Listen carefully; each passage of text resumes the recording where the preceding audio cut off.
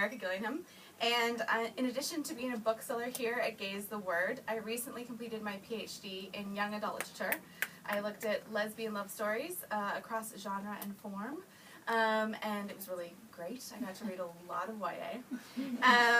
And the purpose of tonight's panel is to bring a little bit of the queer and a little bit of the YA to UCL's Festival of Culture. And tonight we'll be delving into questions of visibility, readership, and expectations in YA literature. So without further ado, let me introduce you to our panelists. So Alexandra Parsons researches cultural responses to the HIV/AIDS crisis in the UK and the US in the 1980s and 1990s. She's currently writing a book on Derek Jarman's life writing, and she teaches English at UCL. Some of you may know her. Simon James Green is an author and screenwriter. His debut novel, Noah Can't Even, was published last year by Scholastic and has been optioned for TV by Urban Myth Films. As I mentioned, the sequel, Noah Could Never, was published today. Yay! Simon will also have a short story entitled Penguins in the Stripes anthology Proud, which is due out in March 2019. And last but not least is Charlie Morris, a former bookseller and current publicity and marketing executive at Little Tiger Group, as well as social media manager for Pride and Publishing Network. At Little Tiger, Charlie was instrumental, those are my words, not hers, instrumental in publishing the young adult short story anthology A Change Is Gonna Come, which some of you may have read, which amplified BAME writers, and is now focused on the upcoming YA anthology Proud, which Simon is featured in. She's also a self-confessed LGBTQ+ YA nerd and tries to keep on top of the latest releases to spread the word as much as she can. Charlie was instrumental in making sure that I also had books to do my thesis about, so she's great. If you're tweeting along with tonight's event, we've got two hashtags. One is Queering YA, and one is UCL Culture Fest. So, all you excellent people, that's for you. All right, so we'll kind of get the discussion started. And as I was thinking and preparing for this event, I thought about how oftentimes when we're queer and we're doing the work that we do, whether it is writing or publishing or research, there comes a moment or multiple moments in which our identities intersect with representations of queerness that end up affecting the path we take in our lives and careers. For example, reading Melinda Lowe's first novel, Ash, it was published in 2009. I didn't find it until 2011. But it made me realize the lack of queer love stories that I had access to in my own reading life. And it spurred me on to find more romantic relationships in queer young adult literature, which of course then led to my PhD and to this panel. In light of those overlaps between the personal and the professional, I wanted to kick off the discussion by asking each of you for one of those moments when queer representation in young adult literature or in media more generally, how that affected how you approached your work and identity. Whoever likes to go first. Okay. Hi. Well, for me, it was actually watching a film called Beautiful Thing, which was written by Jonathan Harvey, based on his play of the same name. And I was a teenager when that came out, and I remember it being it was the first thing I'd really seen where I realised that I kind of fancied the two boys who were in it. and I really kind of liked them and became slightly obsessed with them. And so for me, that film was a really kind of important, kind of groundbreaking moment, really. And there's a scene in that film, actually, where one of the boys gives a little massage to the other boy with some peppermint foot lotion from the Body Shop. And I really liked that scene, and I went out a few days later to buy my own bottle of peppermint foot lotion from the Body Shop, which sadly stayed on my bedside table untouched for several years, actually. But for me, that was a really, really important moment, and I think, years later, then writing gay YA myself, I realised how important representation for LGBT teenagers is in books and the media generally, and how it can be really life-changing, and that was very much on my mind when I wrote Noah. Yeah, mine was also a film, or really a mini-series, and it was, I think I must have been 13 or 14, and secretly watching Tipping the Velvet in the spare room, which, like, my family wouldn't have cared, but it was a bit, I was quite young and it's quite risque. So it was definitely eye-opening, and then I scurried out and bought all the books from my local bookshop, which I then later worked at, and it was kind of a, thanks, don't look at me. And yeah, that was definitely one of those moments where I was like, okay, queer women exist, queer women have existed throughout history, and that it's an adult book, it's not a YA book, so for me that was kind of the first in, and it didn't really occur to me that I hadn't been reading YA with queer characters in them. It just, that wasn't something that really dawned on me, and I can't even really remember when it did dawn on me, but it was going to things like LBF, meeting Erica there, and she was talking on a panel about LGBTYA and things. It's the London Book Fair. Oh, yeah, sorry.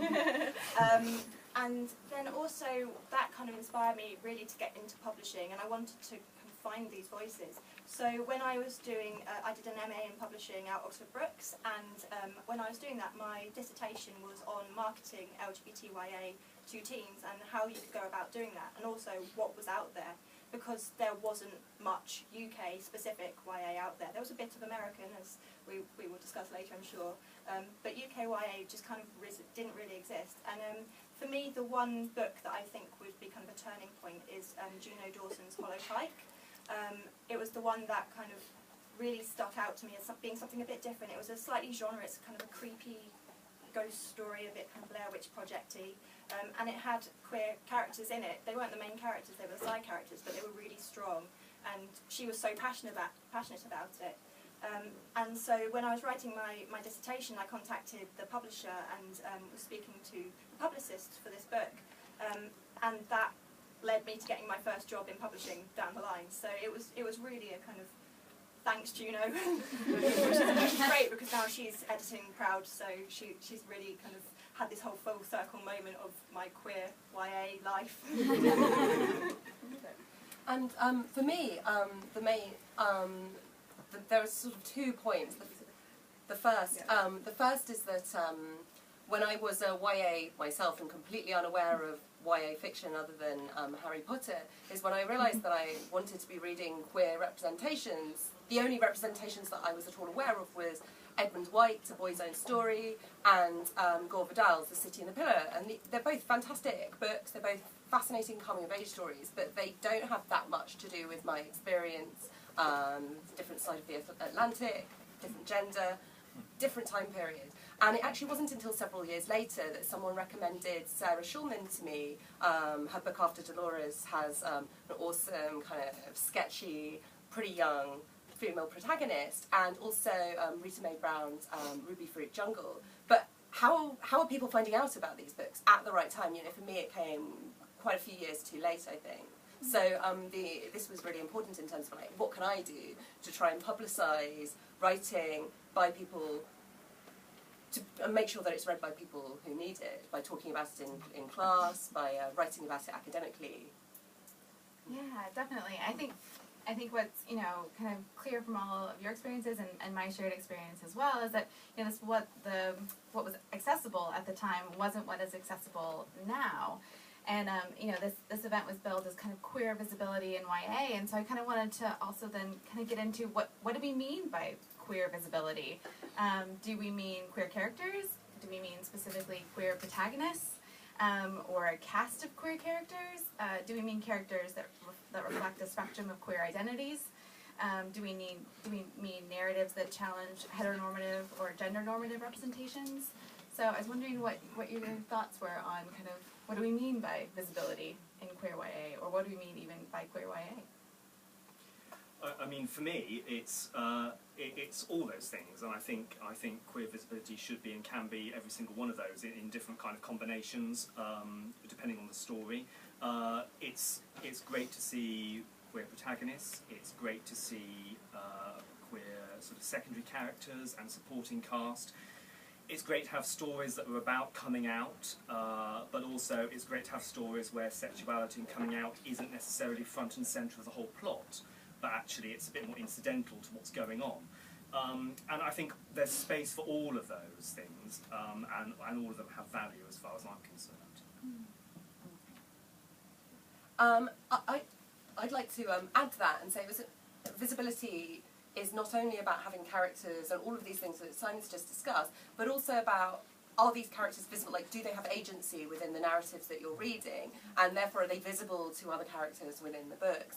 And also, what about who's reading these? So it's all very well having a range of YA fiction available that has queer characters, queer storylines in some way, but do they sell? Do people read them? Do librarians know about them? And that's super important if you're going to have visibility. Yeah.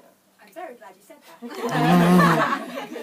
For me, I was thinking about this answer, and again, all of the above. So I was going, okay, if it's all of the above, how can we talk about it? And I thought I'd talk a bit about how my kind of self-confessed LGBTQ nerdery takes form, and that is mostly like scouring the bookseller announcements for new books, scouring Publishers Weekly, and trying to find from kind of the little clues that are out there in the blurbs what might make a book queer, because it doesn't necessarily say it, but there's kind of like, oh, this book has an undercut, maybe, that kind of thing.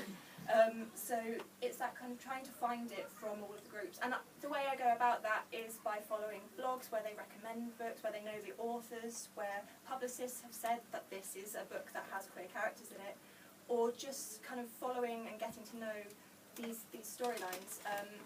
And it can be a bit of a guesswork, and you can sometimes be wrong and get to the end of the book and be like, well, I'm going to go write the fan fiction now. It's still out there, and it's just hoping, and you kind of get a bit of a sense for it in the end. It's definitely that kind of wink, nod, okay. And sometimes they're amazing and they say, yes, this character is a lesbian right in the front, and it's brilliant.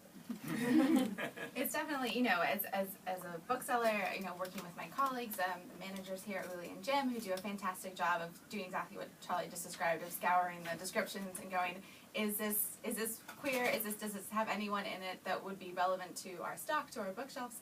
And so it's really kind of, it is sometimes a guesswork, and you have to read through a bunch, and sometimes it's rewarding and sometimes it's really disappointing. I think it's a great point to bring up. It's not just the content, but is it visible? Is it visible beyond kind of the curated shelves that we have here? Is it visible in Waterstones or whatever? Because not everyone comes into queer specific spaces, or can come into queer specific spaces, or feel like they can. Which actually that kind of leads into kind of talking about the readers of YA. And so I wanted to talk about who we mean by queer YA readers. Are they queer themselves? Are they queer teenagers or the queer child? And Alex, I'm really interested in your work. You work on the King of Queer, Derek Jarman, who's, those of you who don't know, he's a filmmaker, artist, activist, and writer. And your work highlights. You highlight that his work sometimes is concerned with the queer child. And I was wondering if you could tell us more about that idea. Derek Jarman wrote a series of autobiographical texts alongside the films that he's most famous for between the mid-80s and his death from AIDS-related illnesses in 1994.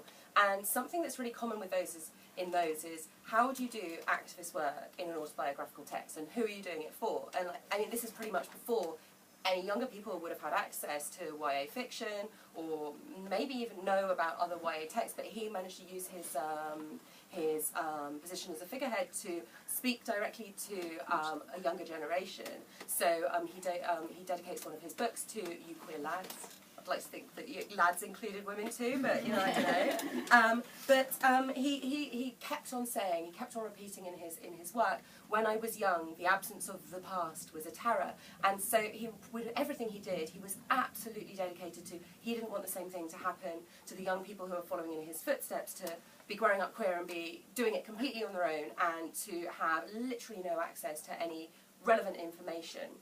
And the thing that I think is super interesting for young adult fiction is that Jarman was constantly trying to change the narratives about what being seen as a child, what a queer young adult might be, and by focusing on trying to demonstrate how absurd it is to imagine anyone under 18 or 16 or whatever as very sexually naive, as unaware of their sexuality, as not sexually active, and he instead really focused on promoting the idea, trying to get rid of this horrible, horrible idea that